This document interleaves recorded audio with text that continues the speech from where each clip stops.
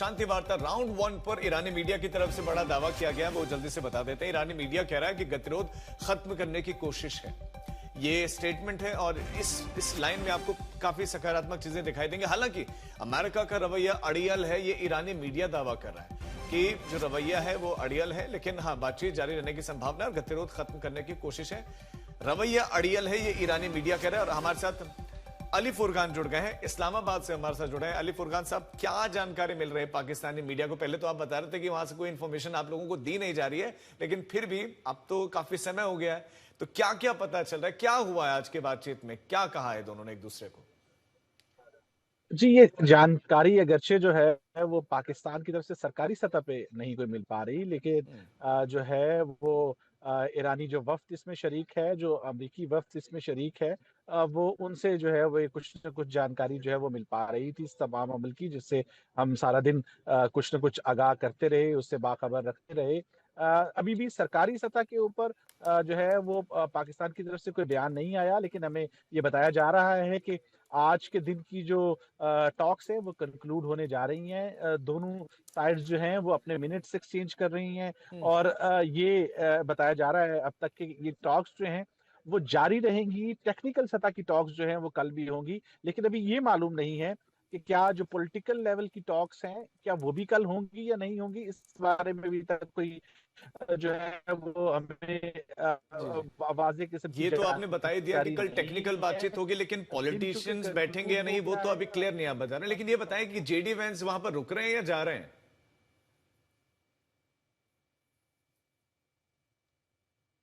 अगर तो जेडी वैस यहाँ रुकेंगे तो फिर यकीनी तौर पे ईरानी स्पीकर भी रुकेंगे और फिर ये जो पॉलिटिकल सतह की बातचीत है वो कल भी होगी। और अगर वो नहीं रुकते तो फिर यकीनी तौर पे पॉलिटिकल लेवल की जो बातचीत है वो नहीं होगी और टेक्निकल लेवल की जो बातचीत है, जो टेक्निकल वफूद है, वही बातचीत आगे चलेगी मेरे ख्याल में।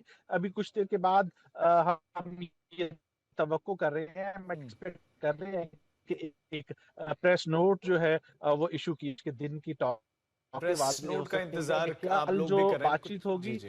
वो पॉलिटिकल सतह की भी होगी बताया जा रहा है। ईरानी ज़राए से भी हमें इसकी तस्दीक हुई है, अमरीकी ज़राए से भी हमें ये बताया जा रहा है कि कल उनकी टॉक्स है वो होंगी कल। हम्म, ये एक थोड़ी सी इंटरेस्टिंग स्थिति है सुमित। मतलब पाकिस्तान के पास इतना बड़ा मौका है, पाकिस्तान के जो पॉलिटिशियंस हैं, मतलब शेख ही भगाने का एक तो एक बढ़िया समय था कि आप सारी जानकारियां वक्त वक्त पर बताते रहते, लेकिन उनको मतलब पाकिस्तानी जर्नलिस्ट को भी ईरानी जराए और अमेरिकी जराए से जानकारियां लेनी पड़ रही हैं, ये बड़ा इंटरेस्टिंग है।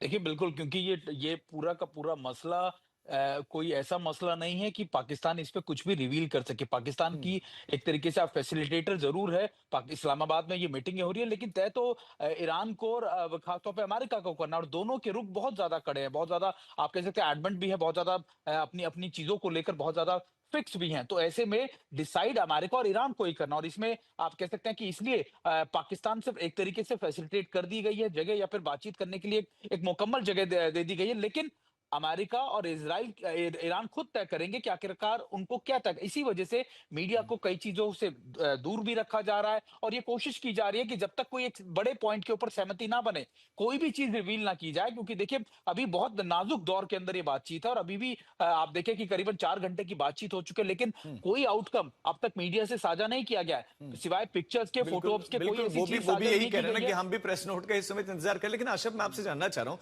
अभी तक की जानकारी के मुताबिक कि उस मीटिंग में सिर्फ आसिम मुनीर मौजूद थे, यानी कि शहबाज शरीफ नहीं थे, मोहसिन नकवी नहीं थे, इशाक डार नहीं थे, मतलब जो बड़े बड़े फेस हैं पॉलिटिकल वो नहीं थे, आसिम मुनीर थे।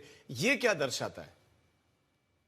दरअसल इसमें साफ तौर पर है, एक तो अगर डोनाल्ड ट्रंप की भी बात करें, वो आसिफ मुनीर पर ज्यादा भरोसा करते हैं एज कंपेयर टू शहबाज शरीफ। और आसिफ मुनीर के पीछे पीछे जो है शहबाज शरीफ, चाहे किसी भी मंच, अंतरराष्ट्रीय मंच हो, उसी के पीछे जाते हैं। और अगर देखा भी जाए तो पाकिस्तान में सेना के बगैर आप कुछ कर नहीं सकते हैं। वहां पर अगर ताकत है डेमोक्रेसी दिखाने के लिए तो है, लेकिन असल में वहां की सत्ता जो है वो सीधे तौर पर दुनिया को पता है वो सेना के पास ही होती है। सेना ही डिसाइड करती है वहां पर क्या होगा क्या नहीं होगा। और ये जो बातचीत की प्रक्रिया है, इसमें भी शहबाज शरीफ का कोई बड़ा रोल नहीं है।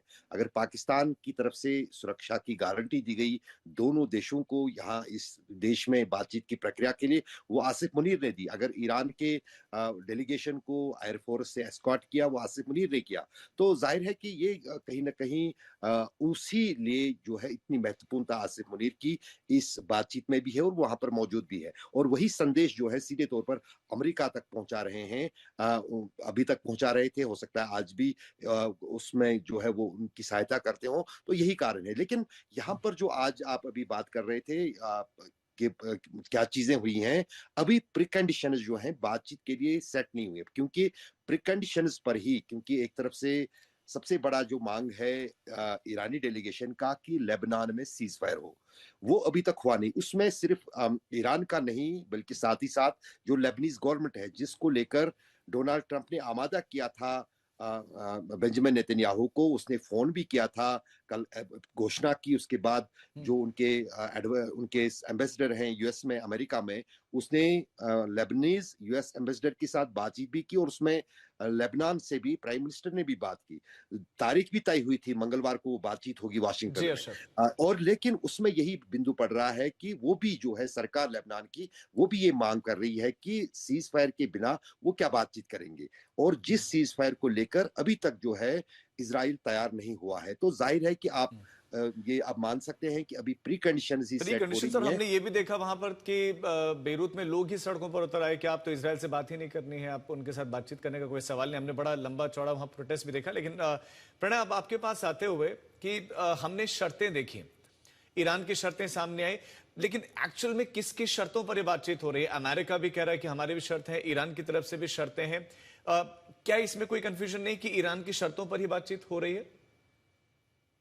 देखिए, स्वाभाविक रूप से दोनों पक्ष हैं तो दोनों पक्षों की कुछ अपेक्षाएं होंगी, दोनों पक्षों की तरफ से कुछ मांग होगी, और उन्हीं मांग और अपेक्षाओं के आधार पर ही बातचीत और या समाधान का जो भी रास्ता निकलेगा वो उसी से निकलेगा। क्योंकि कुछ चीजें अमेरिका ने मांगी हैं, जैसे स्टेट ऑफ हॉर्मुज है, वो केवल अमेरिका की ही डिमांड नहीं, दुनिया की डिमांड है। और ईरान जानता है कि स्टेट ऑफ हॉर्मुज उसका सबसे बड़ा ट्रम्प कार्ड है इस बेसात के ऊपर, तो वो कोशिश करेगा कि उसके बहाने ही सही लेकिन मैक्सिमम लिवरेज लिया जा सके, मैक्सिमम रिलैक्सेशन लिया जा सके। वो सारी जो बातचीत की प्रक्रिया जो कि इससे पहले जेनेवा राउंड टॉक्स में या ओमान की मध्यस्थता वाली टॉक्स में बीते 1 साल के अंदर नहीं हासिल हो पाई थी, वो भी हासिल करने की कोशिश की जाए।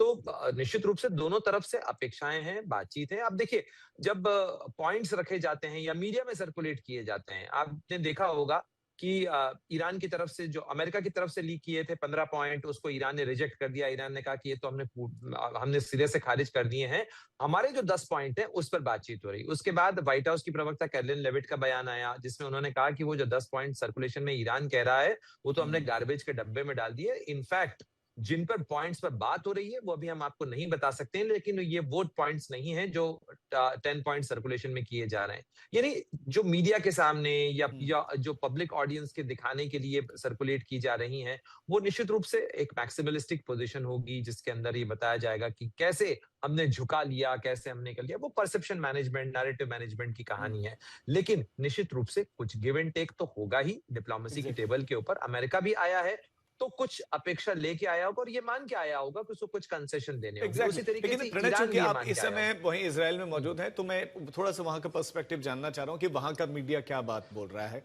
वहां की मीडिया में क्या बताया जा रहा है, क्या हुआ है वहां डील में, वहां पर क्या बातचीत हुई इस्लामाबाद में?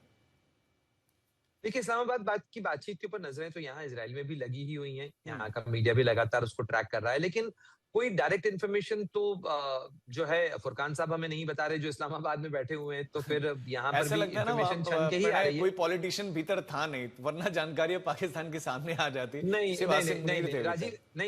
राजीव, ऐसा नहीं है। इनफैक्ट ये पाकिस्तान के लिए बहुत खराब हो जाता अगर इन्फॉर्मेशन लीक हो जाती तो, क्योंकि देखिए ये इस तरीके की जो बातचीत होती है वो बहुत ही सीक्रेसी में की जाती है, और एक अच्छा फैसिलिटेटर वही होता है या कोई अच्छा इंटरमीडियरी वही होता है दोनों पक्षों के बीच में बातचीत होनी है। वो पक्ष तय करेंगे कि उन्हें किस पे सहमत होना है, किस पे असहमत होना है। हो सकता है कि पाकिस्तान से ये खबरें बाद में आए छन के कि बातचीत में क्या हुआ था, किसने क्या पोजीशन ली थी, और आपके हमारे जैसे पत्रकारों की तो हमेशा कोशिश होगी कि वो सारी जो हमें बैकग्राउंड स्टोरी है वो मिल सके कि आखिर हुआ क्या था, कैसे हुआ, किसने बात की, किसने क्या, कौन अड़ा था, चाय कितनी बार मंगाई गई, कॉफी कितनी बार गई वहां पे, किसकी क्या पसंद थी, कौन कितनी बार बाहर गया, क्या किसी ने कोई फोन कॉल किया क्या। ये सारी जो माइनर डिटेल्स हैं, ये सारी चीजें बाद में आती हैं, लेकिन अभी तो जो पार्टीज हैं उन्हें ये तय करना है वो किस पे सहमत हैं, किस पे असहमत है, और मीडिया के सामने अभी आकर क्या कहा जाएगा। बिल्कुल, उस पर सभी की निगाहें रहेंगी। लेकिन इस बीच में सुमित, अमेरिकी राष्ट्रपति डोनाल्ड ट्रंप ने बहुत सारी प्रतिक्रिया दी स्ट्रेट ऑफ हॉर्मुज़ को लेकर, डिस्ट्रॉयर को लेकर, जो वहां बिछी हुई सुरंगें, वहां पर जो है असला बारूद इत्यादि इत्यादि है, उनके संबंध में ये इन स्टेटमेंट से क्या समझ में आ रहा है? देखिए, इन स्टेटमेंट में एक दो चीजें समझ में आती है। पहली तो ये कि देखिए, डोनाल्ड ट्रंप लगातार एक तरीके का डेस्परेशन दिखा रहे हैं। उनको जल्दी से जल्दी स्टेट ऑफ हॉर्मुज खोलने का प्रेशर उनके ऊपर है। लगातार उनके अलायंस हो या फिर मिडिल ईस्ट के देश हो, तमाम उन पर प्रेशर है कि देखिए किस तरीके से वो स्टेट ऑफ हॉर्मुज को खोलकर एक विनर के तौर पर सामने आए। और दूसरा सबसे बड़ा जो उन पे चैलेंज है, वो चैलेंज इस बात को लेकर भी है कि कैसे लगातार वो ईरान से वो सारी चीजें मनवा ले जो वो चाहते हैं। चाहे उसमें स्टेट ऑफ हॉर्मुज की बात कर लीजिए, आप बात कर लीजिए कि किस तरीके से वो जो आप कह सकते हैं कि ईरान के ऊपर एक प्रेशर डालने की बात कह रहे हैं। तो ये सारी चीजें हैं, लेकिन अभी अगर आप पूरे इलाके में देखें कि ईरान उस इलाके से अपनी सुप्रीमेसी को खत्म नहीं करना चाहेगा। वो नहीं चाहेगा कि स्टेट ऑफ हॉर्मुज में अमेरिकी शिप्स आए, वो लगातार डिस्ट्रॉयर्स वहां पहुंचे, वो माइंस को हटाए, क्योंकि अगर माइंस ही हट गई स्टेट ऑफ हॉर्मुज में तो फिर तो अमेरिका का कोई भी शिप आकर वहां पर पेट्रोलिंग कर सकता है। वो लगातार वहां पे फ्री मूवमेंट करेगा। तो ईरान ये नहीं चाहेगा कि वहां पर इतनी जल्दी चीजें परिस्थितियां बदले, और वो ये नहीं चाहेगा कि यहाँ पर जो उनका जो लेकिन सिक्योरिटी सुमित, मेजर्स है वो खत्म हो। माइंस को हटाना, स्ट्रेट ऑफ हॉर्मुज पर अमेरिका की मतलब अमेरिका का इंटरेस्ट क्या है कि दूसरे देशों को दिक्कत ना हो, ये इंटरेस्ट है, या अमेरिका कुछ मुनाफे की वहां से अपेक्षा रख रहा है, जैसे ईरान को भी कुछ वहां से चाहत है?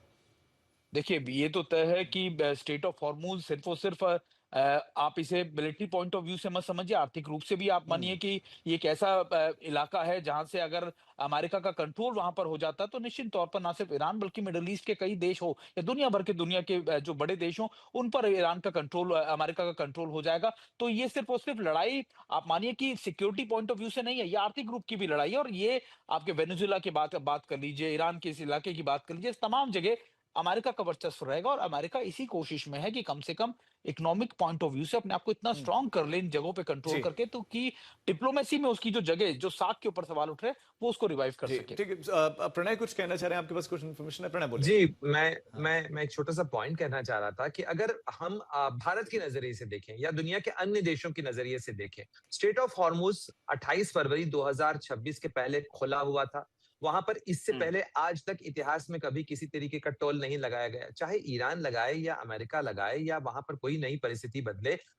20 लाख डॉलर बहुत बड़ी रकम होती है राजीव। 20 लाख डॉलर प्रति शिप यदि वसूला जाने लगेगा तो आपके हमारे जो शिप्स वहां पे आ रहे हैं, चाहे वो तेल के हों चाहे गैस के हों, ये जो अतिरिक्त भार है ये तो दुनिया के अन्य देशों को वहन करना होगा, और वो लार्जली जो है वो पास ऑन होता है कंज्यूमर्स के ऊपर। तो ये एक नई जो शर्त है, क्या ये एक्सेप्टेबल होगी? क्या ये 20 लाख डॉलर की जो वसूली का एक नई व्यवस्था बनाने की बात या ईरान की तरफ से शर्त रखी जा रही है, मुझे नहीं पता कि ये कितनी एक्सेप्टेबल होगी, या क्या इसके ऊपर ये एक मैक्सिमलिस्टिक पोजीशन है, वो इसके बदले में कुछ और चीज ली जाएगी। इसे लागू नहीं किया जा रहा है, केवल कहा जा रहा है, अभी नहीं पता है। लेकिन मान लीजिए कि अगर ये लागू होता है तो ये तो एक नई परंपरा की शुरुआत होगी, क्योंकि कल को अगर मान लीजिए कि इसी तरीके का कोई विवाद मलक्का स्ट्रेट के पास हो जाता है, मलेशिया और सिंगापुर के बीच में, और उनमें से कोई भी देश मलक्का स्ट्रेट बंद करने लग जाता है, तो आपका ट्रेड, कारोबार, ऊर्जा वहां बाधित हो जाएगी। यमन में हूथी अगर ये देख लें कि ये तो एक नया तरीका है, उसके बाद वो वसूलना चाहे